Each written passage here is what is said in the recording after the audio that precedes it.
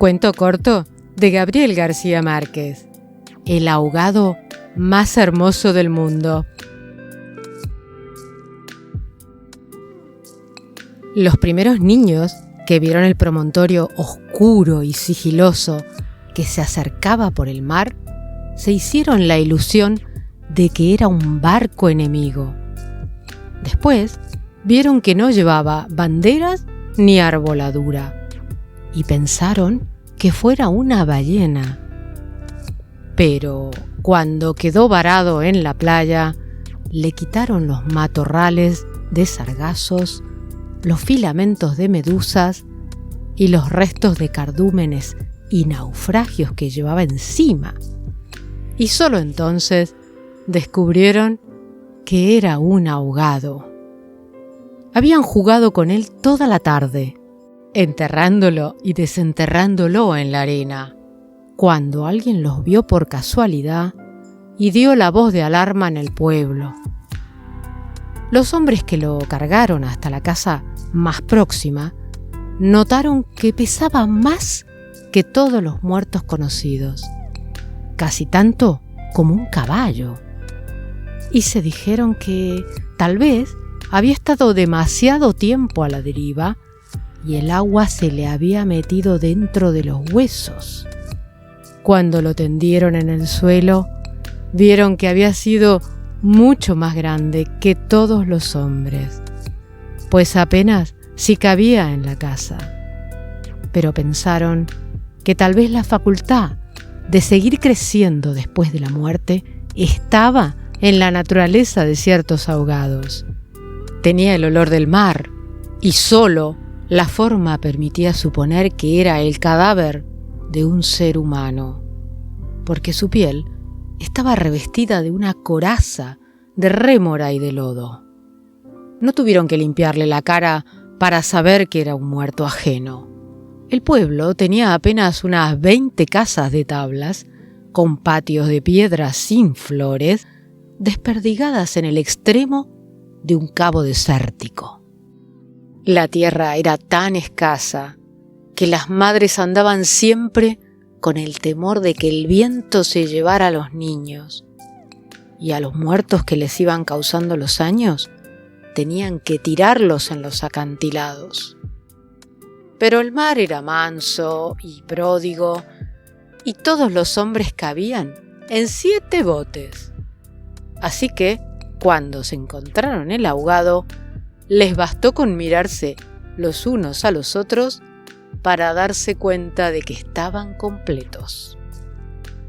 Aquella noche no salieron a trabajar en el mar. Mientras los hombres averiguaban si no faltaba alguien en los pueblos vecinos, las mujeres se quedaron cuidando al ahogado.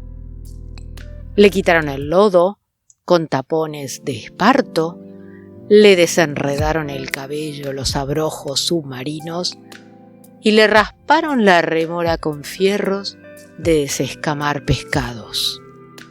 A medida que lo hacían, notaron que su vegetación era de océanos remotos y de aguas profundas, y que sus ropas estaban en piltrafas como si hubiera navegado por entre laberintos de corales.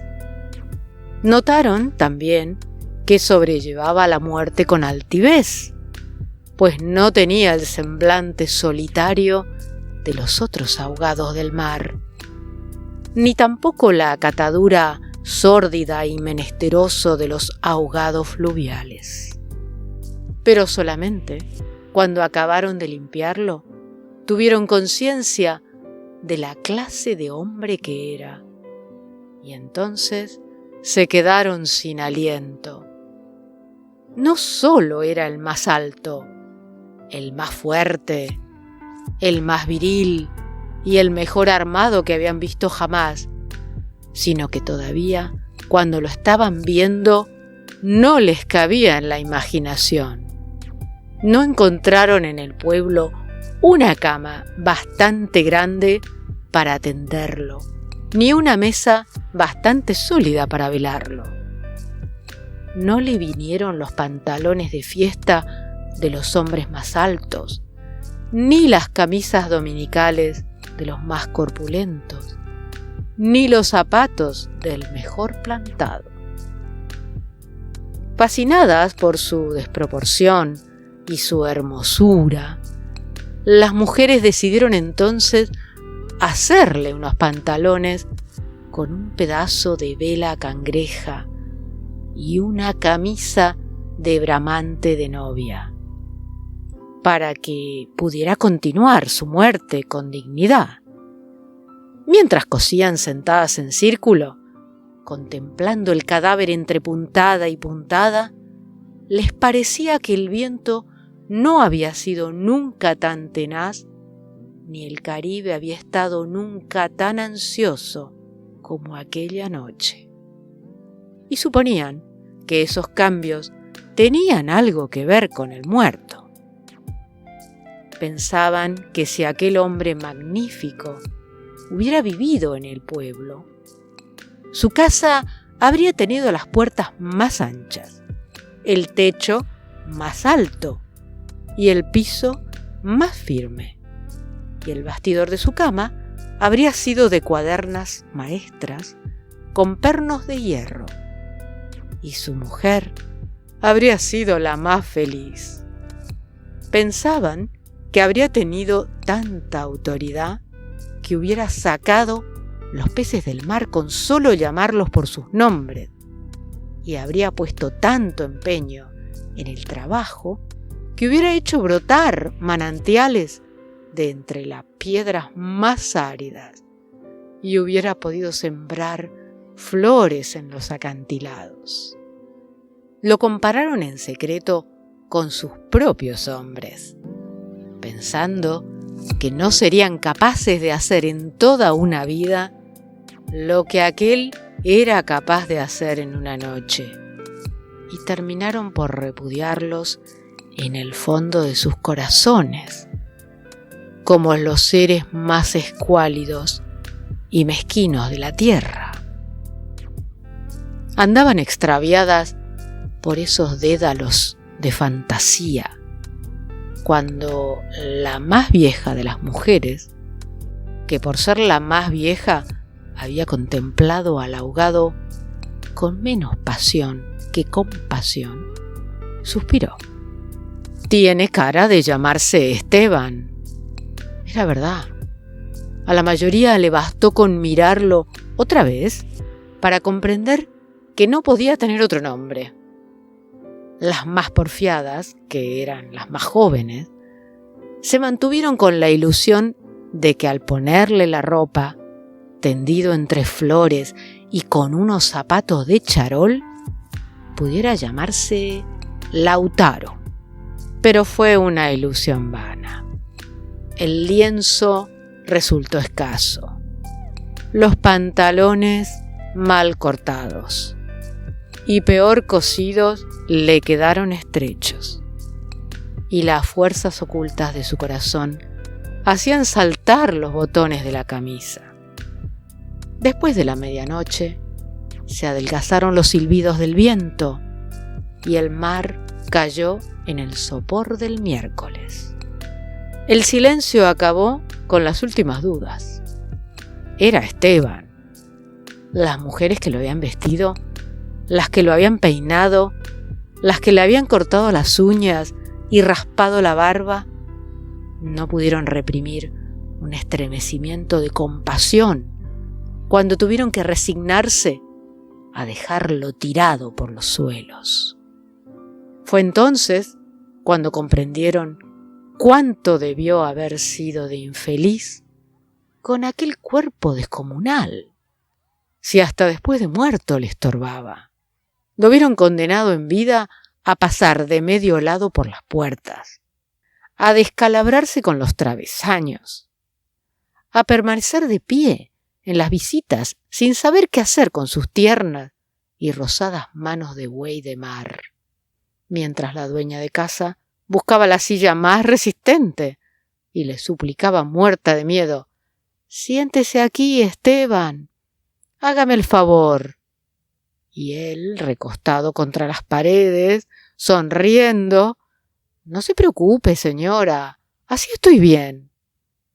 Con los talones en carne viva y las espaldas escaldadas de tanto repetir lo mismo en todas las visitas. No se preocupe, señora, así estoy bien. Solo para no pasar vergüenza de desbaratar la silla. ¿Y acaso, sin haber sabido nunca que quienes le decían «No te vayas, Esteban, espérate siquiera hasta que hierva el café», eran los mismos que después susurraban «Ya se fue el bobo grande! ¡Qué bueno! Ya se fue el tonto hermoso!». Esto pensaban las mujeres frente al cadáver un poco antes del amanecer. Más tarde, cuando le taparon la cara con un pañuelo para que no le molestara la luz, lo vieron tan muerto para siempre, tan indefenso, tan parecido a sus hombres, que se les abrieron las primeras grietas de lágrimas en el corazón. Fue una de las más jóvenes la que empezó a sollozar. Las otras, asentándose entre sí, pasaron de los suspiros a los lamentos. Y mientras más sollozaban, más deseo sentían de llorar. Porque el ahogado se les iba volviendo cada vez más Esteban, hasta que lo lloraron tanto que fue el hombre más desvalido de la tierra, el más manso, el más servicial, el pobre Esteban. Así que cuando los hombres volvieron con la noticia de que el ahogado no era tampoco de los pueblos vecinos, ellas sintieron un vacío de júbilo entre las lágrimas. «Bendito sea Dios», suspiraron, «es nuestro». Los hombres creyeron que aquellos aspavientos no eran más que frivolidades de mujer. Cansados de las tortuosas averiguaciones de la noche, lo único que querían era quitarse de una vez el estorbo del intruso antes de que prendiera el sol bravo de aquel día árido y sin viento. Improvisaron unas angarillas con restos de trinquetes y botavaras, y las amarraron con carlingas de altura para que resistieran el peso del cuerpo hasta los acantilados.